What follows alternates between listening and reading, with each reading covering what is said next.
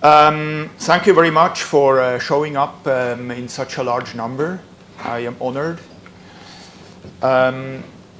So basically what I thought is, since we are many people, I think you are mostly interested in specific topics. So I would like to do a relatively short talk, with a little introduction, and then I would like to make a little longer Q&A. So you can ask your questions and I can answer. I think that makes the most sense. So basically, to start with the title of the talk, Experimenting with Ourselves, I would like to immediately engage you. Why would we do that in the first place? Why would we experiment with ourselves? Yeah? Way to gather evidence unfiltered. To get evidence of? Unfiltered. Unfiltered. Unfiltered evidence. Of what? Subjective experience. Subjective experience. Yes.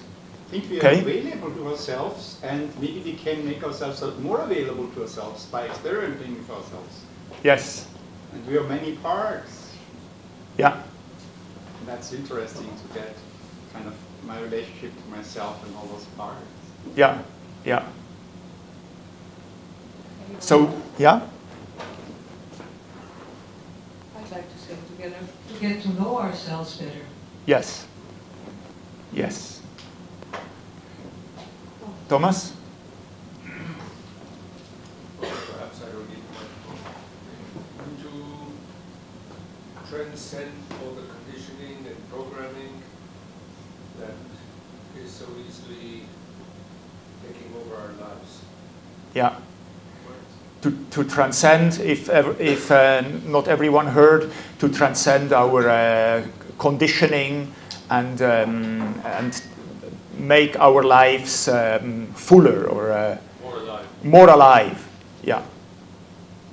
So basically what we heard here is to explore, to get to know more about ourselves, but also to improve our lives in some way.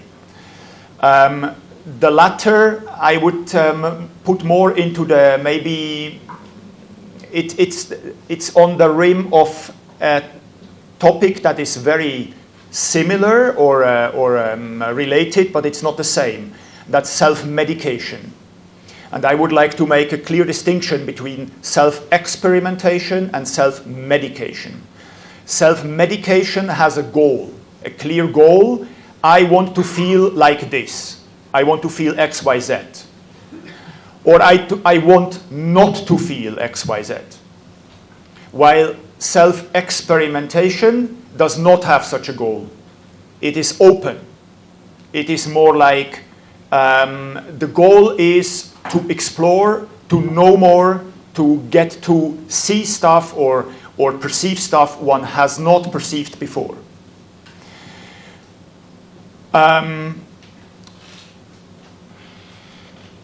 That leads us basically to our human curiosity, because clearly our dog does not self-experiment. Does your dog self-experiment? I'm not entirely sure. I think we were at some point when we thought that animals don't have a soul and all these things, and I'm not entirely sure animals do play, and to me experimentation is kind of play. It is kind of play, you're right. And yes. also animals like to do psychedelics in a way. They love to eat really ripe food, and that ripe fruit leads to a drugging experience like elephants and such things. So no, I have a different opinion. Well, there are levels, right?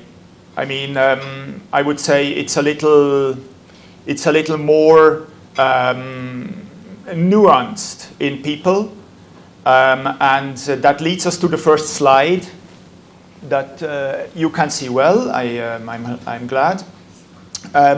People since ages thought about how we function. And like this is a very classical, funny depiction of how the mind works. I really, really like the air duct and the fuel pipe. And It's a mechanical method. very mechanical, yes, yeah. But at those times, they basically didn't know anything else, right? So they imagined the mind being mechanical.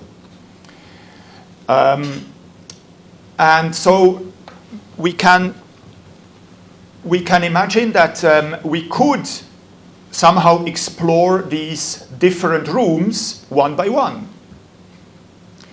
And it turns out that to some extent we can.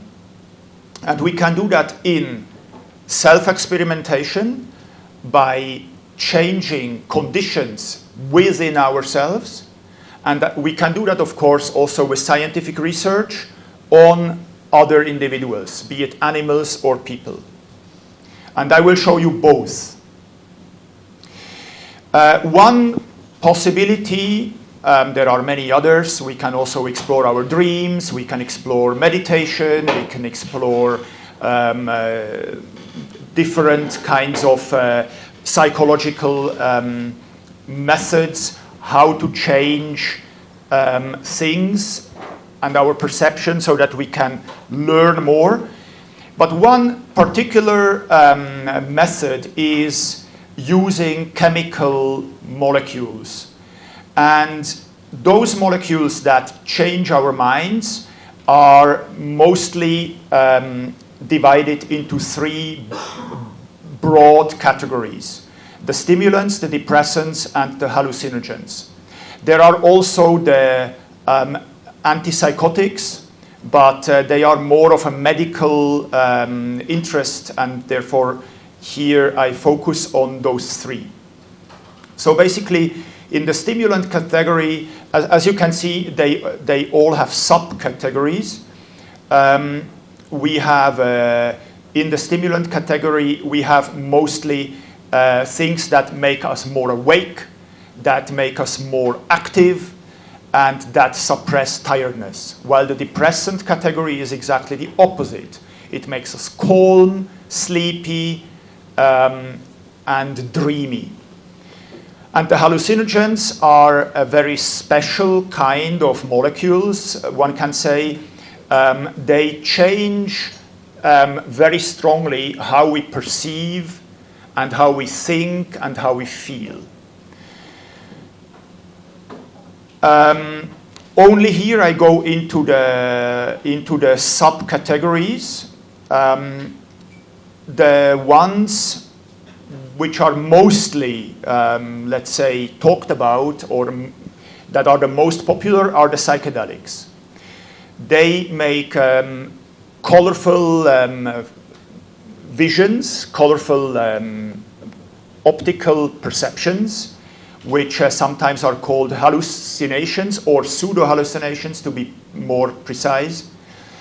And many people feel, I am one of them, that they not only make cinema in one's own head when one closes the eyes, but more importantly, they lead to understanding, to deep feelings of understanding something that is also there in normal life, but often buried.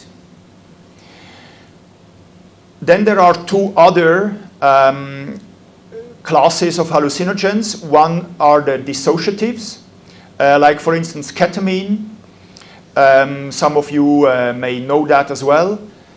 That is in high doses, or actually originally it's used in medicine as an anesthetic.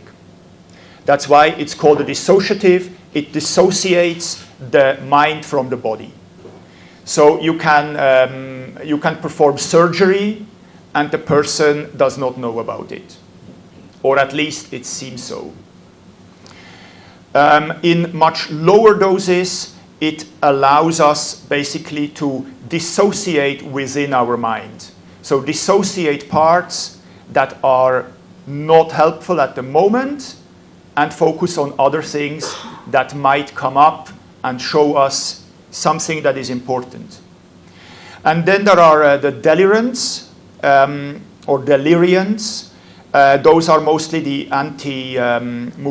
muscarinic anticholinergics like scopolamine or atropine, and which is not on this table, also salvinorin would go in this category. The effective molecule in Salvia divinorum. There is a nicer graph for this in 3 Venn diagrams. Do you want me to go into the details here, or shall we proceed?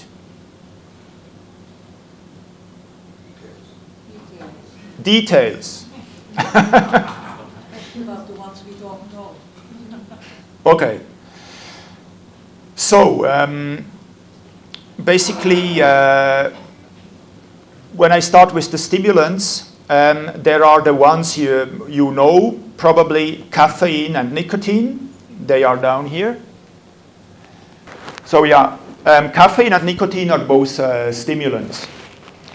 And then a very strong and also quite popular, although illicit stimulant is cocaine. And there is a whole range of very similar molecules. Then the amphetamines, they work very similarly, although they work stronger in a way, because they also lead to a release of the stimulant neurotransmitters. I will come to that later. While cocaine does not release those neurotransmitters, it just blocks the reuptake, so they accumulate between the neuronal cells. Then the casinones are very similar to amphetamines, and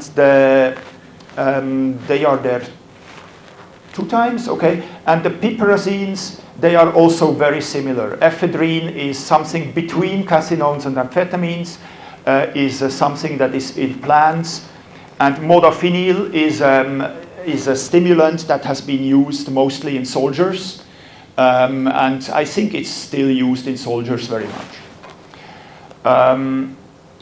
So that they can stay awake for days without sleeping. Then the depressants, there is basically one which I am now exactly here, alcohol.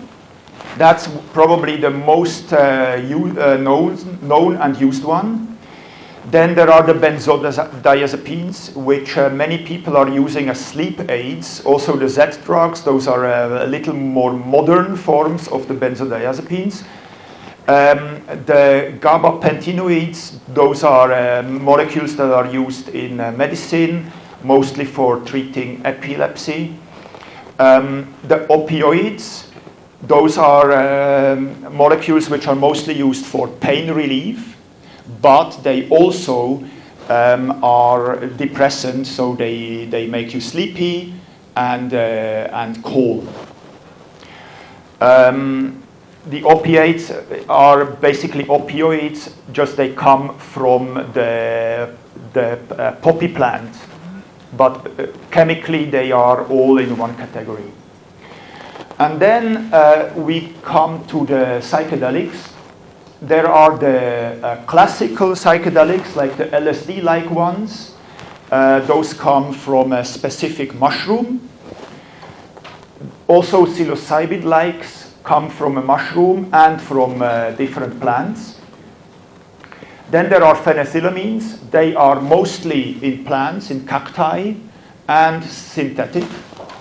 The MDMA-likes, they are phenethylamines as well, just a little differently substituted, and they are called, from a functional perspective, entactogens, not psychedelics, but they are here in the same category. But you see, they are here a little bit already in the stimulant category, so they are both, also the phenethylamines, they are both psychedelic and stimulant. While, for instance, the ketamine-like, they are psychedelic and depressant. PCP-like is very similar to ketamine. Nitrous oxide, that is laughing gas. That is in medicine, that is still used at the dentist mostly for pain relief. And also that is a psychedelic and a depressant. Cannabinoids, interestingly, have all three things inside. And that is because cannabis contains dozens of different cannabinoids, and it depends on the concentration of each, how it works. So if it's more psychedelic, more depressant, or more stimulant. So it can be all three. And then there is salvia in the middle, and scopolamine as well, which are not classical psychedelics, they are deliriums. But they also change perception, although in a different way. Here, just quickly, this is a picture that also contains the antipsychotics which are used in medicine. They are usually not used for self-experimentation, but to be concise, I would like to show that as well. I will not go into the details here, that would go really too far.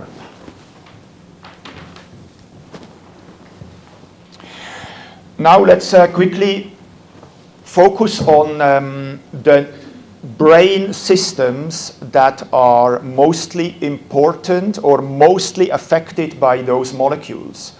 Interestingly, we have mostly molecules that affect so-called neuromodulators.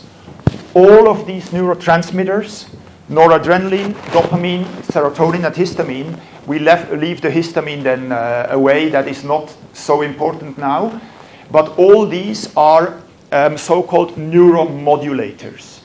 They do not, in the first place, affect the next cell, so from the sending cell that has a signal, it does not affect the next cell primarily by immediately making an action potential, so the cell firing, or depressing the cell so strongly that it cannot fire anymore.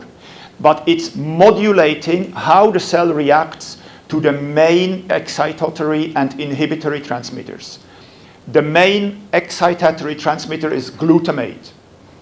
And the one molecule or the one drug we find interesting here that works on the glutamate system is ketamine.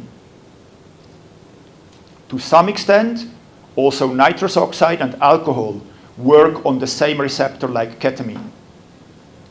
That is basically those are the only substances that work directly on the glutamate system.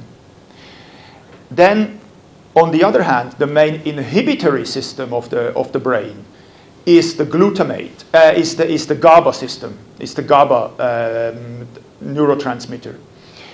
And I would like to point out that this balance between glutamate and GABA that makes our brain work in a useful way, that is not too excited and not too inhibited, is based in the molecular balance between those two molecules, because they can be converted into each other via enzymes.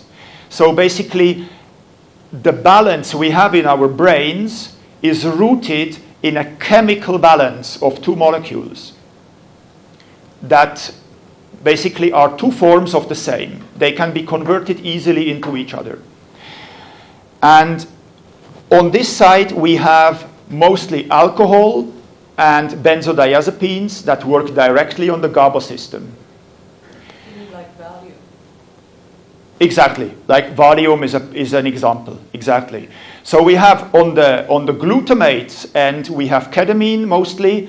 On the GABA end, we have benzodiazepines and alcohol. And everything else, almost everything else, works on modulators, not on the two main excitatory or inhibitory systems. And those modulators, interestingly, as you can see in these graphs, the cell bodies of the cells that produce and release these modulators, they are all in the brainstem. Everywhere where you can see those bubbles, there are the cell bodies of those neurons. And they are all in the brainstem. And you can see that they innervate from there basically the whole brain, all of those systems.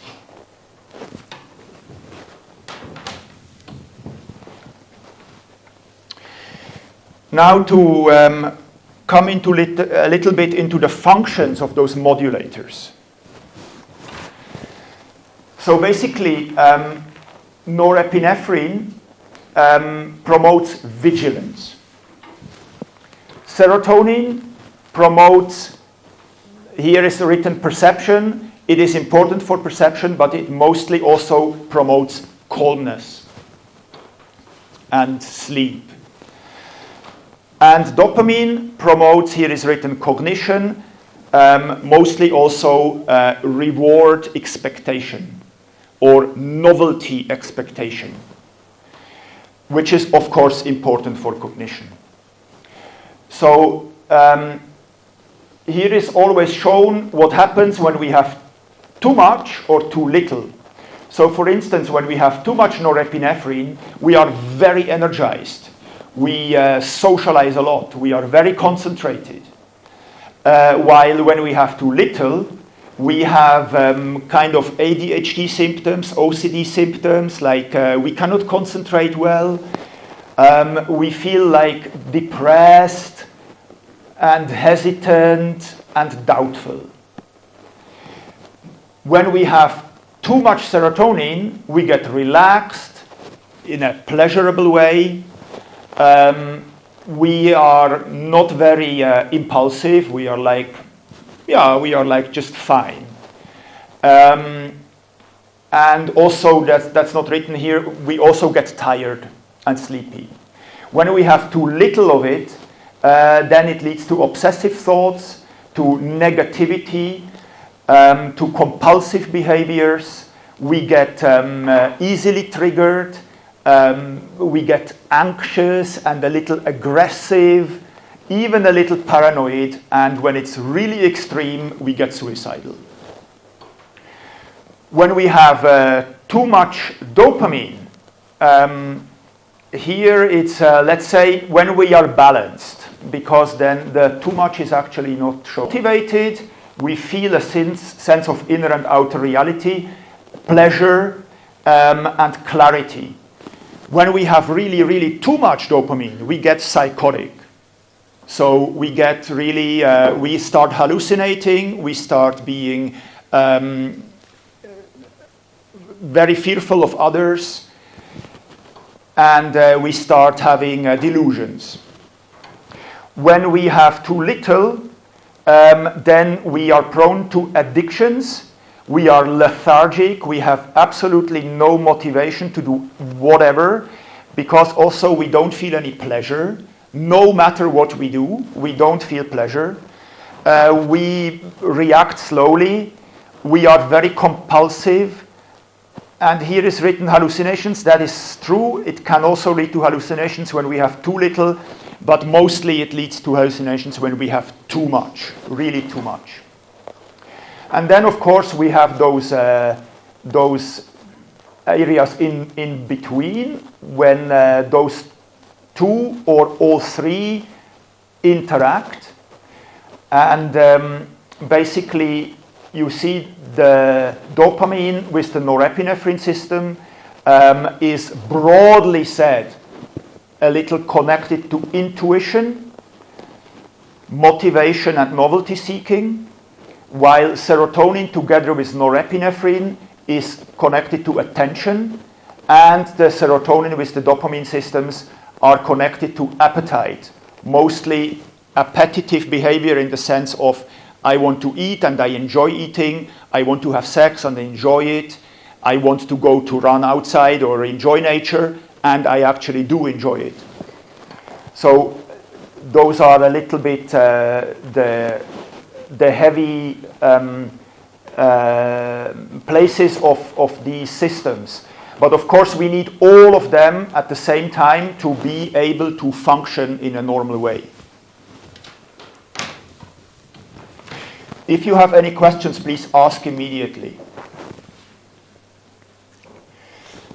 Yeah, maybe I ask quickly if there are any questions right now.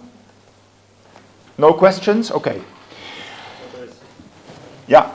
So with too much dopamine leading to psychosis, is this the only way? In terms of psychosis requires too much dopamine? No. No. You can also have psychosis by other mechanisms. However, so far it seems that most psychotic states that come about naturally, or let's say in terms of a disease, are caused or are at least go together. We still don't know if they are caused by too much dopamine, but they go together with too much dopamine. Yeah, because in the classical psychedelics, which are acting on the serotonin system, Yes. of course there are occasions of psychotic symptoms, but this is a different system, so I'm not understanding that. Yeah, that is a very good question. Thank you very much. In the brain,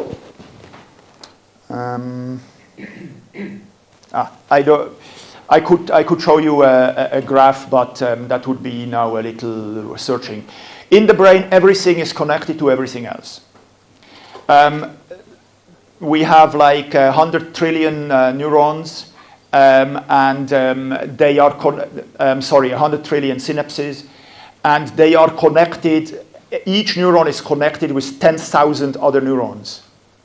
So basically, when you change something in the brain, everything changes. What we do here is more of a didactic dissection to have a little bit of a grasp of what is a little more than not. But especially also these three systems of neuromodulators, they are heavily interconnected. You can even see that from these graphs to some extent. They are heavily interconnected, and it's known that when you, for instance, when you take serotonin 2A agonists like the classical psychedelics, they also lead to a dopamine release. Not so strong and not in the nucleus accumbens, like for instance cocaine or amphetamines, which with this make an addiction spiral or promote an addiction spiral, which you can go down or not. But they do lead to a heightened dopamine release. They stimulate the dopamine system as well.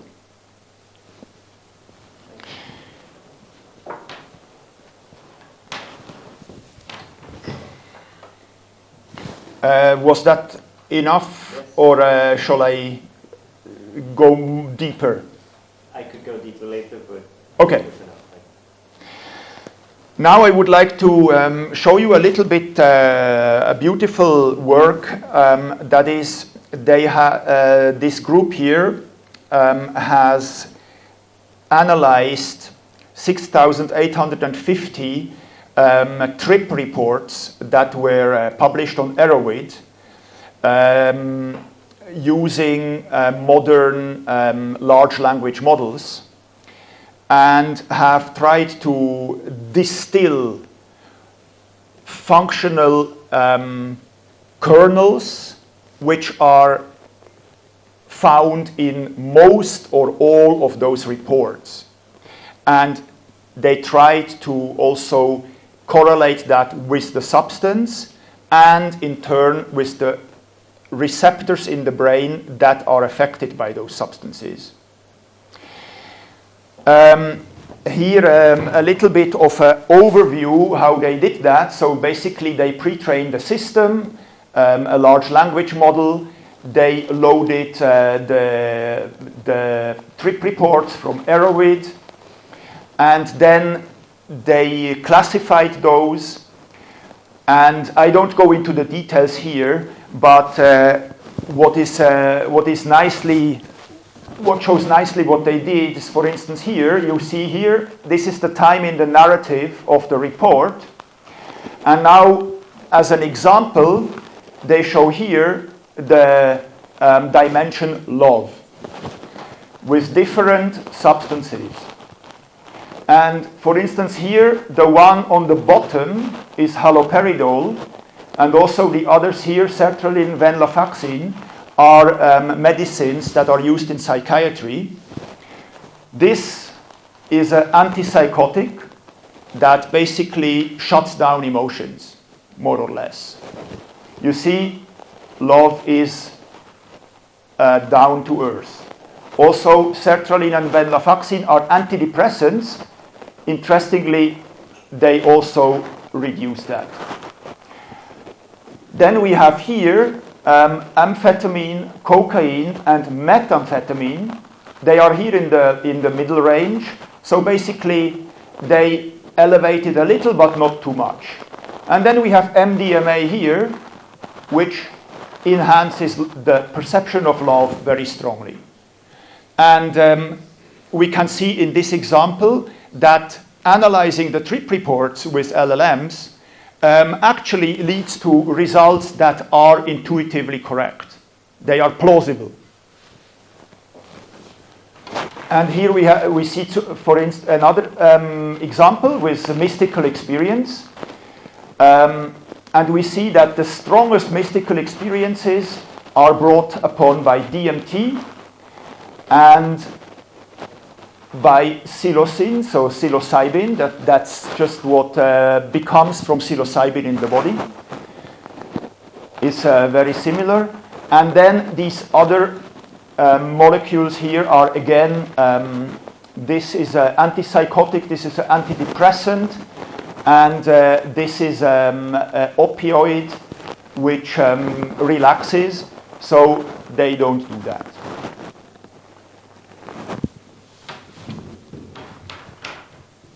All the other things I think would go a little too far now. Here are the results. So basically, you can see here, when we, for instance, look at the psychedelics, the strongest positive effect is surprise. And the three other positive effects are admiration, excitement, and curiosity, which makes sense. What they do not do is remorse, sadness, and disappointment.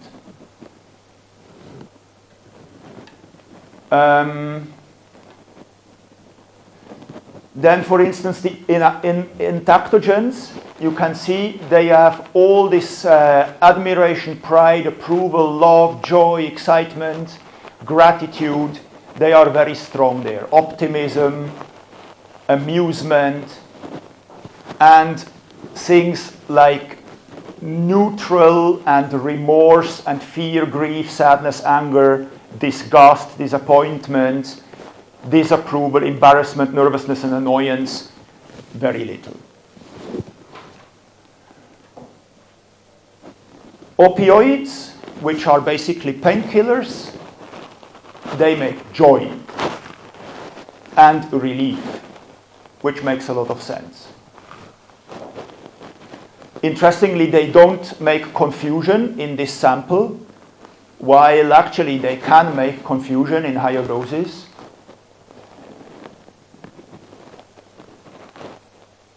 Some things are a little strange here. For instance, dissociatives here, the strongest effect is realization. Maybe.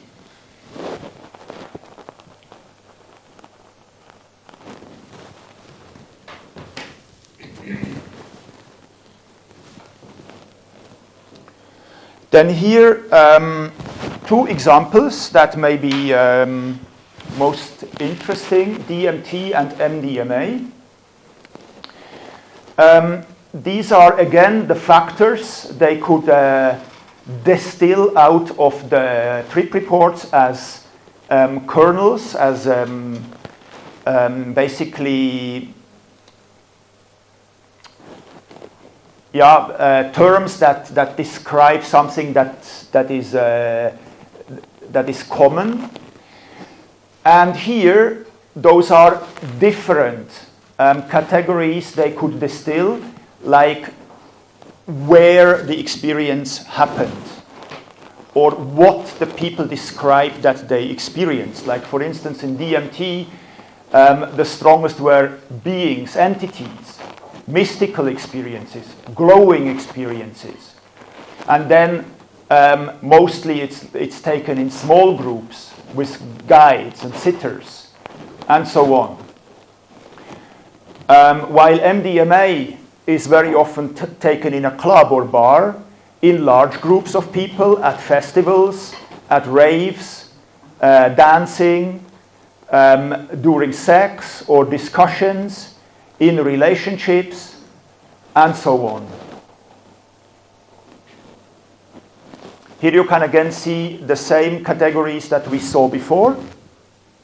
Here you can see in the individual drugs as well. DMT, surprise, realization, curiosity, and MDMA, admiration, pride, approval, love, and gratitude.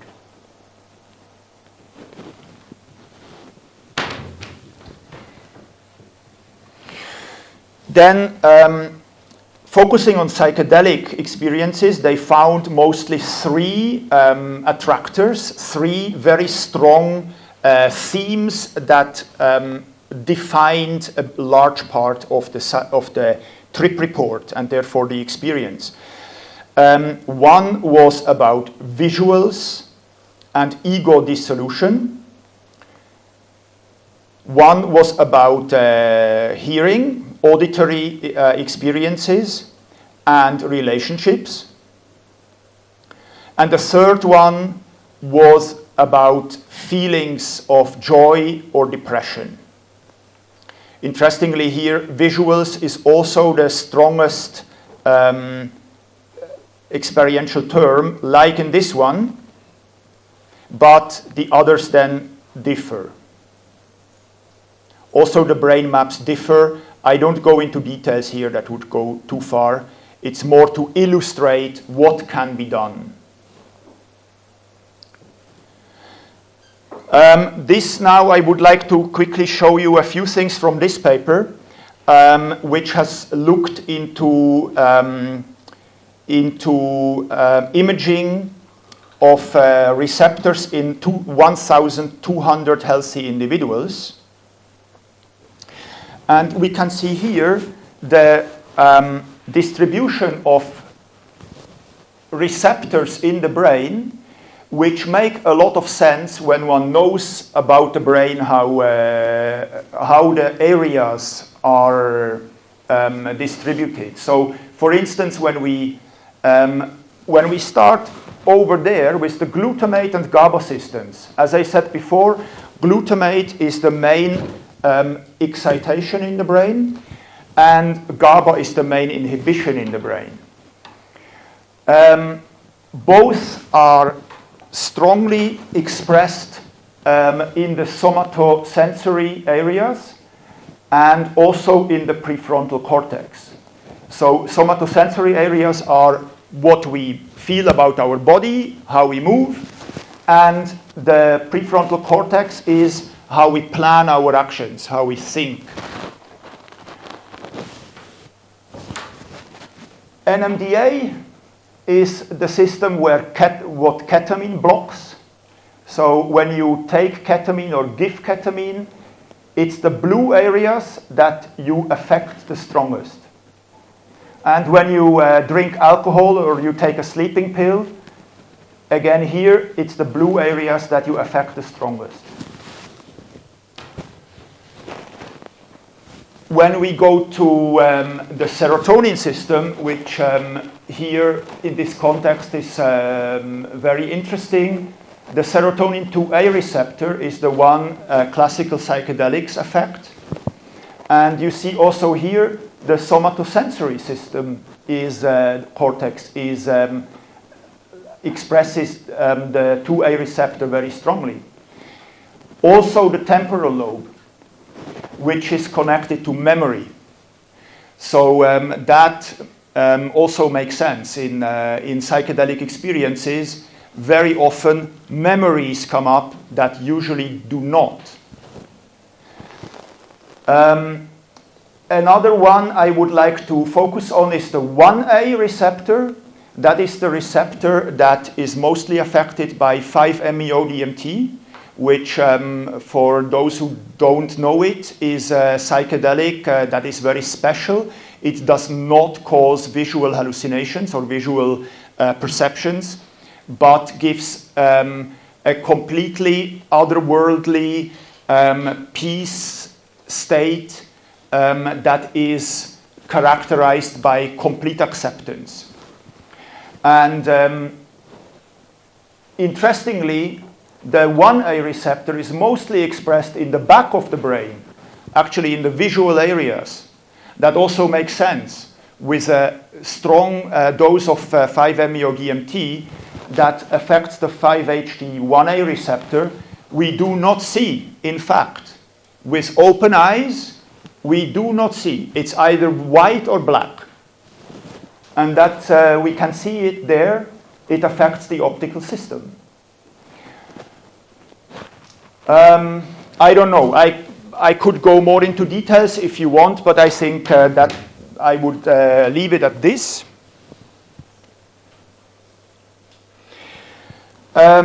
We can also map those receptors to the bands of brain waves we measure with electroencephalography, with EEG. We can see here the map which receptors affect which frequencies.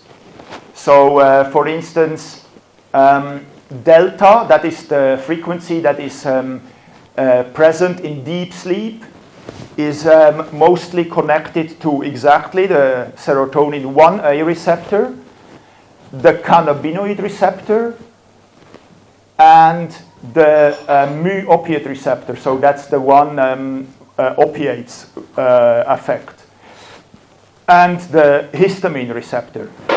Especially the older ones in the audience probably have experience with the antihistamines of the first generation, the anti-allergics against hay fever and so on. They make tired. You can see that. They promote theta, alpha, and delta frequencies, which are the ones that are predominant when we are sleeping. And here there is a different analysis. You can also correlate the receptors to several illnesses. And like, for instance, we can see a very strong connection is between obsessive compulsive disorder and the serotonin transporter.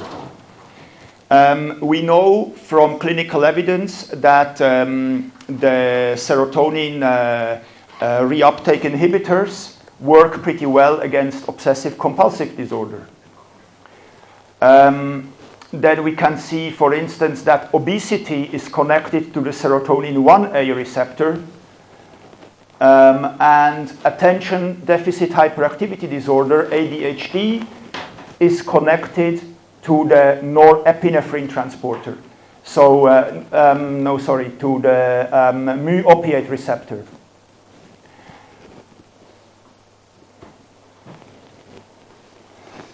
Epilepsy is connected to dopamine, which makes sense. Dopamine, too much dopamine also excites the brain very strongly.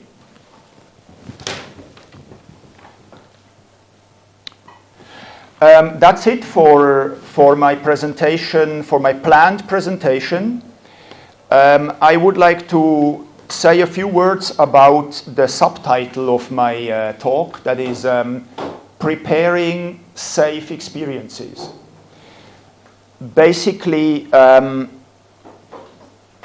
it's very important to have a clear idea what we want to do, not necessarily what we want to achieve, but what we want to do, and to make risk mitigation. So basically make a safe room,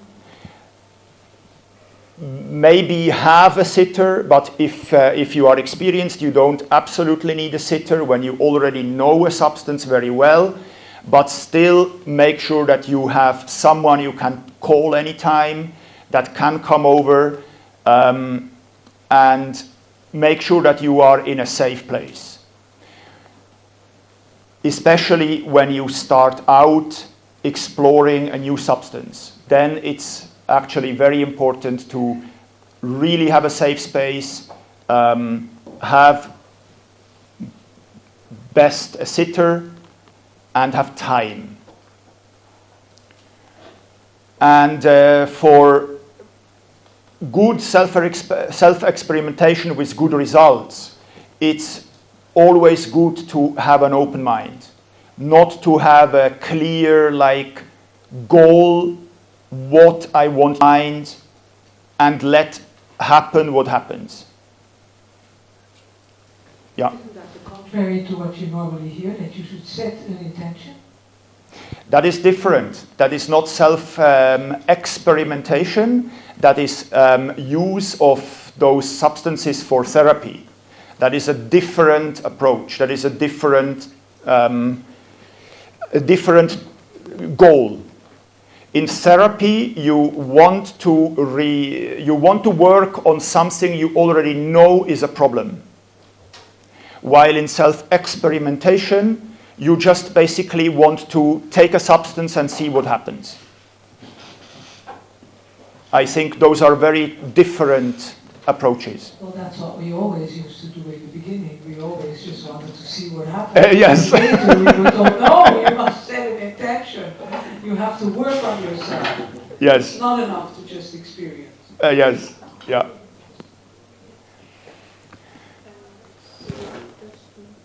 Yeah.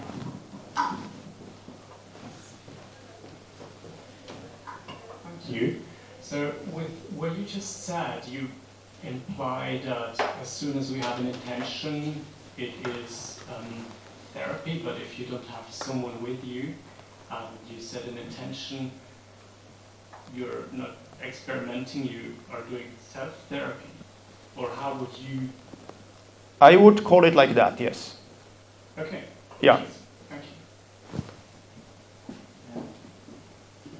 Hi, I have curiosity about MDMA and mescaline, and I've avoided it because I read about neurotoxicity and compromising the blood-brain barrier, and so I wanted to hear an expert opinion on that. So I have actually just recently looked into the literature because I was overdosed with MDMA involuntarily. I was participating in a specific retreat, and somehow the communication didn't work as it should have, and the person who did the retreat overdosed me, and I felt really awful. And then I was quite scared myself about the neurotoxicity, and I really went through the literature again, and what I found is, yes, there is clear evidence of neurotoxicity. However, it's not as bad that one would need to completely avoid it. Many other things are neurotoxic. The beer I drank just before is neurotoxic as well. What is important, I think, is there is a lifetime limit of about 50 doses, which is recommended not to go over. Then there is a limit of a max dose per day or per session, which is about in the range of 150 milligrams. So people who take like 300 or more at a rave, they definitely don't do good to their brains. And then there are also some possibilities to mitigate the neurotoxicity, mostly with 5-HTP, that is 5-hydroxytryptophan, that is food additive you can buy in pharmacies or also online, and it's recommended to take that right after, not right after the MDMA, but when you don't feel any effect anymore. So you can also, it's optimal to wait a few hours after you don't feel anything anymore. You wait for, like, let's say 4 or 5 hours more, and then you can take the first 5-HTP, and you take that for 3 days, about 200 milligrams a day. And you can add to that vitamin C, magnesium, and those are also, and in general, antioxidants, because it's in animal research it has been shown that it is caused by oxidative stress, which is mostly also connected to hyperthermia in the brain, which MDMA does the same actually as other stimulants. So also cocaine, amphetamines, and all those, they make also a hyperthermia in the brain with enough dose. And it seems clear that the MDMA neurotoxicity and the neurotoxicity of similar molecules, not only MDMA itself is neurotoxic, but the whole group, is connected to that hyperthermia.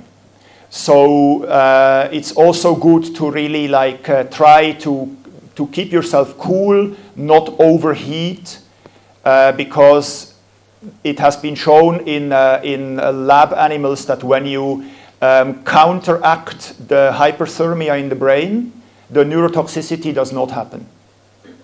But nobody knows yet exactly why that is. Thanks. Welcome. Sorry, isn't it also a bit dangerous to do the 5-HTP too early on, because there's this serotonin shock syndrome where you can actually die? Correct, yeah. That's why I said you wait a few hours. After you feel nothing, after the effect is over, you wait for a few hours. Because my ex-girlfriend tried that and she had like insane headache and had to throw up, and it's quite intense, this experience, when she took it too early. Yeah, that can happen, yeah. Could you elaborate a little bit on the 50 sessions lifetime, or like 50? How many she had already? 3. What do you mean, elaborate? Explain what you mean about that. What is known about that? Well, in most what we know is known from lab animals. From humans, the only thing that could really be shown consistently is a change in the sleep pattern. So in regular MDMA users, it could be shown that they somehow lack or have too little of the sleep phase 2. What that actually means, nobody knows. But it is something. It is a finding. Something changes. So how did they come up with the 50 lifetime? That is more or less like a little bit like this, based on animal research. What did you ask? I didn't hear the question. The question was how did they come up with the 50 times as a threshold for lifetime? Yeah, it's like a guess based on animal research. I would recommend to keep it low. I personally am far away from the 50 times. What about frequency? Some people say once a month is enough, or you need a 2-3 month gap between a session? I think 1 month of a gap should be enough. Yeah. Well, you soon have 50. Then you soon have 50, yeah.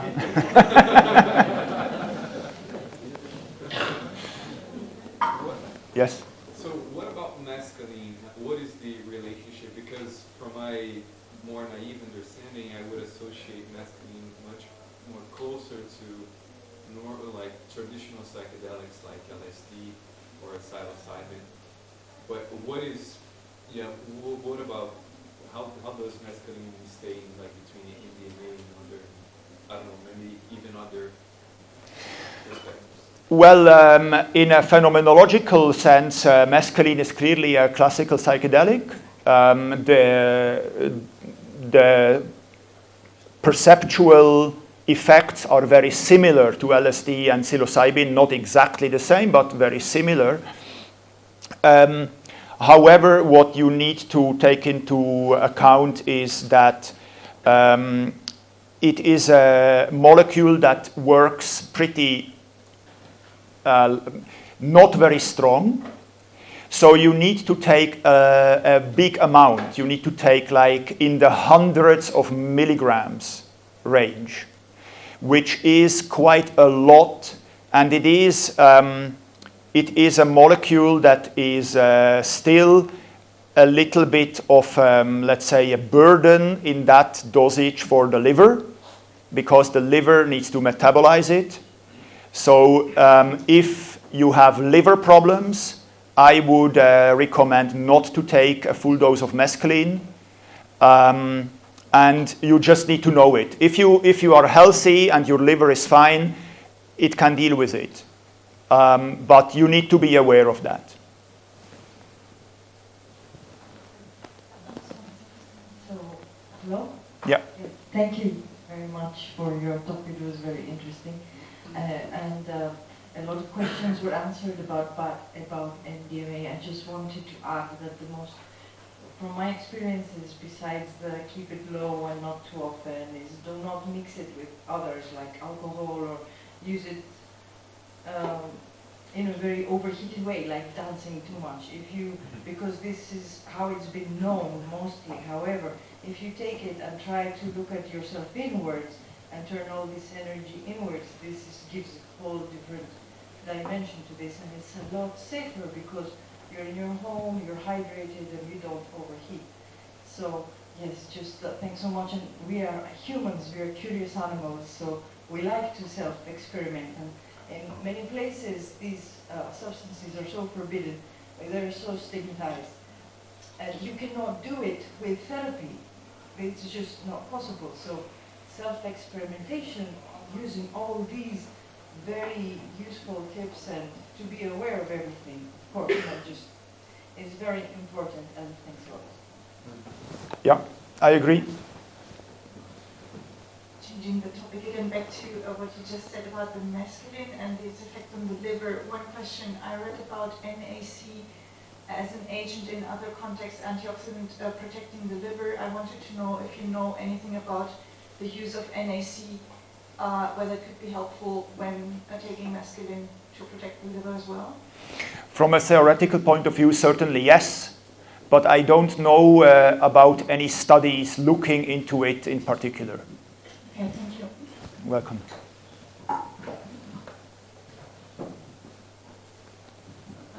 Hi, my question is regarding some research I read on cannabis use and something called anandamine, like the bliss molecule, that it is found in our bodies and also in certain foods. And I was just wondering if you have found research regarding whether consuming certain things that can contain anandamine could be a way to prevent bad trips or things like that, because it's shown in the studies I read that anandamide can help better the perception of the environment and setting and positive, a positive approach towards experience. Mm-hmm. Yes. So yeah, there are foods with. So maybe quickly, anandamide is the internal molecule that binds to the cannabinoid receptors. So it's the so-called endogenous ligand of the cannabinoid system. So basically, it's the internal molecule that binds to the same place like THC from cannabis.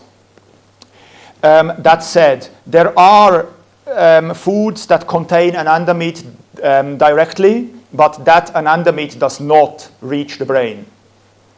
That gets broken down in the digestive system already. It doesn't even go in the blood. It's a very sensitive molecule. But there are some foods or additives that actually promote the creation of anandamide in the brain. One of them is cacao, chocolate. One of them is also paracetamol. So those are the two I know of right now, but I'm pretty sure you can find more. Also, I'm sure it's sea urchins, zeegel. Sea urchin? Zeegel? Ah, sea urchin. Okay. In the roll, in the caviar. Okay, I didn't know that. Okay. But I don't know if it goes through the process, if it reaches the brain, as you said. But I am certain, I am a marine biologist and I cultured them for a few years, so I read the research that they have anandamide. Ah, okay. Yeah, when you eat it, it doesn't reach the brain. It gets broken down. Listening to you, basically what we are doing is we are testing ourselves out, we are testing limits out, and looking at your charts, you can tell which substance would need to be to create a certain effect in our brain and, of course, to ourselves. We have this discussion of KI or of AI going on right now. How far is it that somebody could use all this knowledge to really induce happiness, depression, or whatever they wish into us through food? How far is that away? For that, actually, we don't even need AI. We already know quite a bit how to do that. Unfortunately, we have legal systems that basically make it possible for industry to promote our happiness with very unhealthy things in our food, mostly sugar, as simple as it sounds, which makes us very sick when we overeat it, but clearly it makes us happy. We are programmed to be happy when we have sweets. And I can see that very clearly in my 7-year-old kids.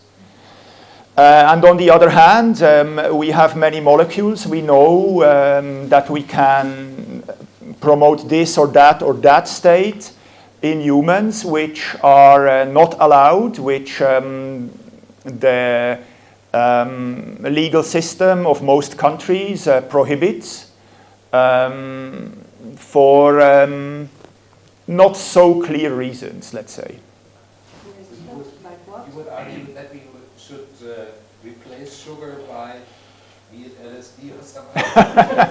Maybe not replace, but I think that both have their uses. Both have their legitimate uses. I have a quick question related to the last one. I mean, I was quite captivated by this chart you had on the bottom left side of one of the slides, love, and the measurement of that, as if there were a way to say, look, this is what love looks like on a graph. And I find that quite intriguing because, like, typically the brain and the body are two distinct things somehow. You've got this, like, kind of chunk of material, but then you have the experiencing person. And I saw in this graph a big step from this like chunk of material to the experience of love, and how you kind of create a vocabulary for that. So my question is really somewhere down that line, but more in terms of how do you, as a quantitative scientist, make that step from what's going on in here in the world to like an expression of something like love, which is, I guess, tangible. Thank you for the question. It's a very interesting question. So in this case, what we have seen, the important thing to say is that what we measure there, or what the researchers who published that paper did measure, was not love per se. What they measured was the written expression of a state people described as love. So that's already another step, right? I mean, there is the material, then there is the perception, and then there is the description of the perception. What we saw here looks just at the description. We don't know what those people actually perceived. We only know what they wrote down. But clearly we can see that there must be some kind of mapping between from the substance to the perception, and from the perception to the description. If that was not the case, we couldn't see such a clear signal. And also, everyone here in the room who had MDMA and maybe some other of those molecules can see that the curves actually make sense. They correspond to our own perceptions. So that shows also on a very, let's say, important level that we are all people and we are functioning in a very similar way. And this step from the material to the perception, that is, by the way, one of the main reasons why I was interested since a very, very long time in the research of consciousness via psychoactive substances. Because all psychological methods that change the mind do not basically cross the gap from matter to mind. They all happen in the mind in the first place. So I can change my mind with the mind. That is not surprising. But that I can take something which is a substance, it's matter, it's just there.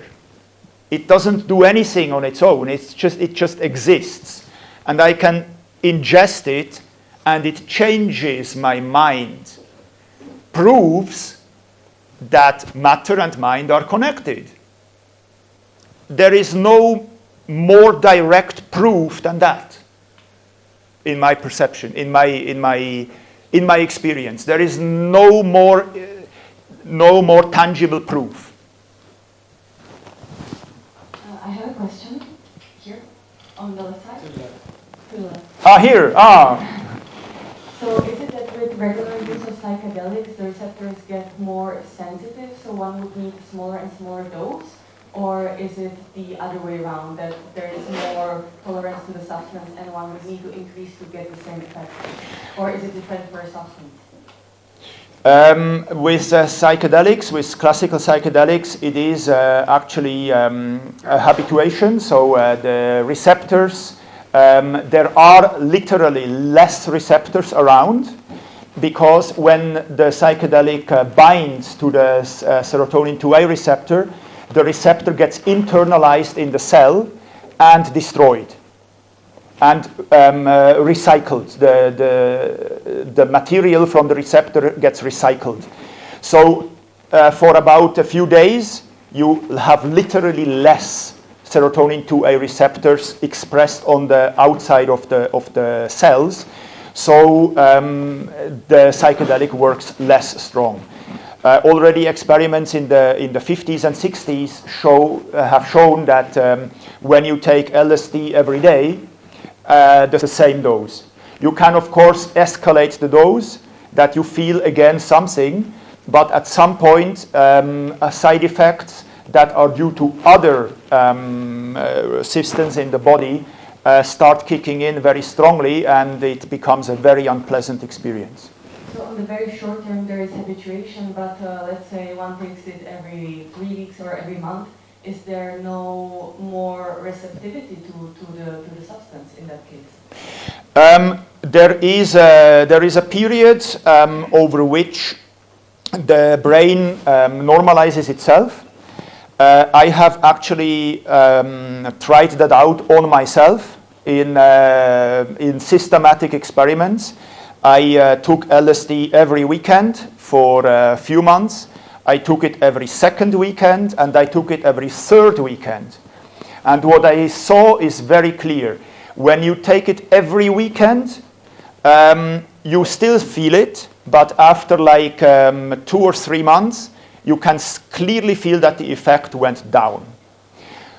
That is even the case when you take it every second weekend. It's much slower, the curve is much flatter, but clearly it goes down. Only every third weekend it stays stable. So that shows that the brain takes something between 2 and 3 weeks to get back to normal. How is it with microdosing? Like if you do it on a daily basis with low dosage? Microdosing should not be done on a daily basis. Usually it's done either every second or every third day. And also there is some habituation.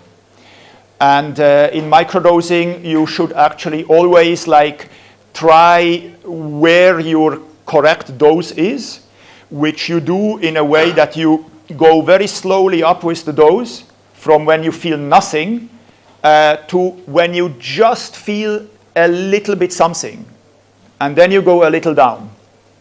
So the ideal dose is you don't feel it, but you are very close to the dose that you start feeling something.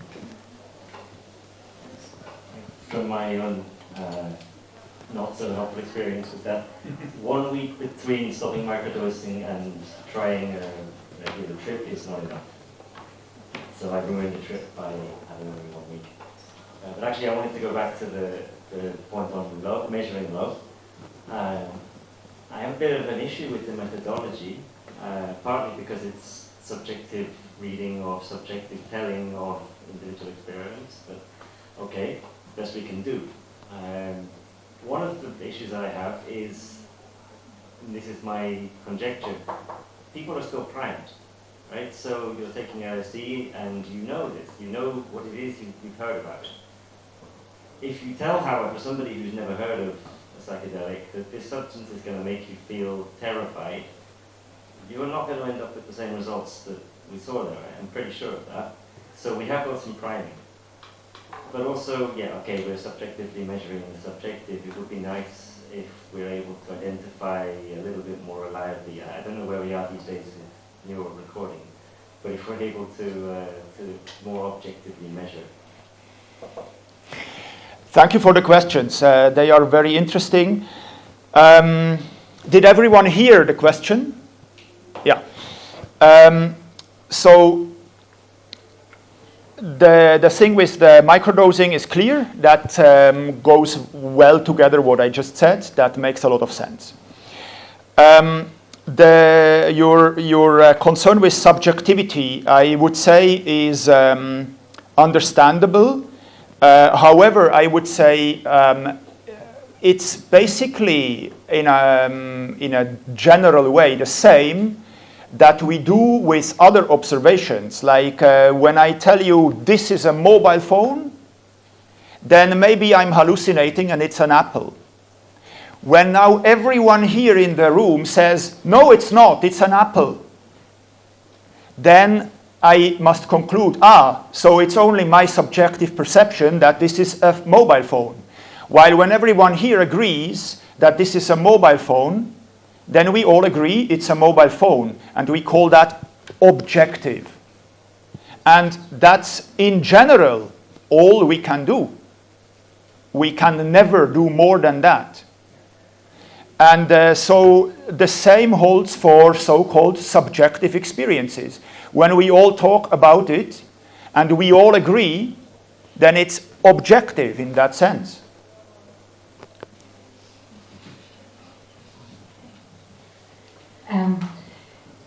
So if I understood the research correctly, you showed that this is mostly research about what happens to the brain during the trip. What do we know about long-term changes? I mean, you hinted at it with your house allegory, but what do we know about the long-term changes in the brain of taking psychedelics? Basically not so much. We know what I just hinted at. Yes, we know that it promotes neuroplasticity by breaking down parts of the extracellular matrix. We also know that this matrix gets built up again, so it's not a lasting damage in that sense. We also know from autopsies of people who have taken lots of psychedelics that there were no noticeable damages to their brains or other organs. So it seems to be, they seem to be safe in that sense.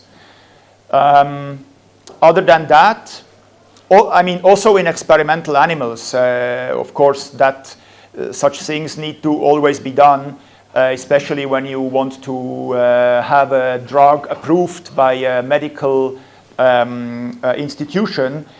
And because we are in the process in many countries in the world to have some psychedelic substances approved, these studies need to be done on lab animals. And so also there, you don't find any lasting damage. So from that point of view, it seems to be safe. We have 2 questions. Go on. Just to clarify on this, you were just talking about the long-term consequences of psychedelics. Does this also factor in the ketamine as a dissociative? Would you also say that this is like a psilocybin? Similar in terms of danger, long-term danger? Ketamine is a bit, let's say, different. It's very well known that ketamine abusers get seriously ill. There are effects mostly on the bladder, but also on the brain. So by now it's absolutely clear that ketamine overuse is neurotoxic, much more than MDMA, for instance, really much more. It makes, in lab animals, you can actually see it makes vacuoles in the brain. So holes, like literal holes in the brain. But we are speaking here about real massive abuse.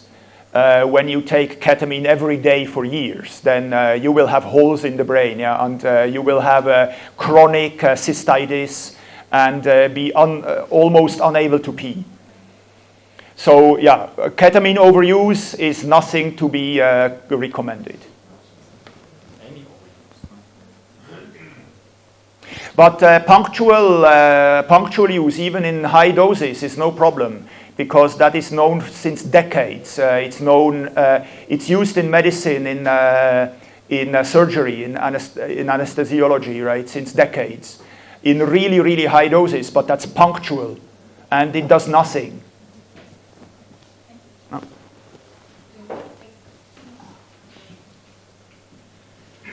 Thank you. You mentioned about 50 times in the life doing MDMA is suggested a maximum, and this fact came up with a few people, and then you revealed this was determined by testing on animals. So, in the history of medicine, how accurate are the animal responses an indicator of how it is for humans? Not at all. It's just, let's say, it's a cautionary recommendation. And since studies on, let's say, MDMA abusers, I would call them now abusers, the ones that like consume MDMA in really high doses for years, maybe every weekend or every second weekend, and you can see, you can measure changes in their sleep patterns, even though you don't really know what that means. But in those people, in those people, you can actually also measure neuropsychological changes. Like they clearly have a lower attention, their memory is impacted, stuff like that. They may not recognize in everyday life, but with specialized tests, you can reveal that something is broken there. So I would be careful. Is that reversible, or that's a permanent state? Nobody really knows. As far as I know, I don't know about studies that looked at these people 10 years later. Maybe it's also too early now. But there certainly will be studies, but I don't know about any right now. Maybe there are already, but I don't know. Just a little segue over on toxicity. I don't know, are you aware of the study was published later in a book called Elephants on Acid? I know the title of the book, but I haven't read it myself. It's a summary of many various things, but the one it refers to here is an early experiment on elephants as an animal model. So not mice, something that's maybe a bit more human style. From memory, the researchers miscalculated the amount of LSD by a factor of 10, and the elephants responded, quite distressed. In the end of the story is that the elephant sadly died, but not because of the LSD. It's suspected it's because of the tranquilizers that the keepers then had to use to calm them while they fell. But yeah, in the end, these experiments, whether it's on mice or whether it's on much bigger models, somewhere human might fit in between on these things, I suspect. Mice are not a great model for humans in certain respects, but elephants in other respects maybe, and we're still not seeing that toxicity from the LSD. Thank you. So last question. I've got it right. One of your slides showed the ADHS symptoms with brain waves correlated with the opioid intake. How about the stimulants that are classically used to treat ADHS? Is there any connection between stimulants and the symptoms that could be shown from your data? Yeah, it's really interesting that that doesn't come out so clearly in the receptor profiles. I was surprised myself as well. Yes, it's a good question. Yeah. But still, the connection with the opioids is clearly shown, isn't it? Yes. Okay. So thank you very much. The bar is open, and we can continue the discussions in small groups.